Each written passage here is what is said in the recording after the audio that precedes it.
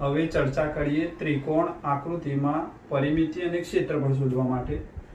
તો આ છે ત્રિકોણ આકૃતિ અને આ ત્રણ બાજુઓ, જેમાં પરિમિતિ શોધવા માટે આગળ જોઈએ પ્રમાણે ત્રણેય બાજુઓનો સરવાળો a + b + c.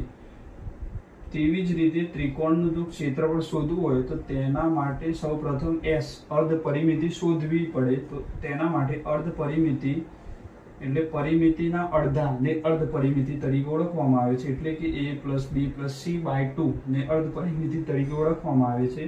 હવે ત્રિકોણનું ક્ષેત્રફળ એ શોધવાનું સૂત્ર છે વર્ગમૂળમાં s × s - a × s - b × s - c થી ત્રિકોણનું ક્ષેત્રફળ શોધી શકાય. હવે જો ત્રિકોણ કાટકોણ ત્રિકોણ હોય અને એનું ક્ષેત્રફળ શોધવું હોય તો આ સૂત્રથી પણ તમે શોધી શકો છો, પરંતુ કાટકોણ ત્રિકોણ માટે અલગથી ક્ષેત્રફળ શોધવાનું સૂત્ર છે 1/2 પાયો ગુણ્યા વેધ, જેમાં નીચે બાજુને પાયો અને નીચેની બાજુ સાથે દોરેલ લંબ ને વેધ તરીકે ઓળખવામાં આવે છે.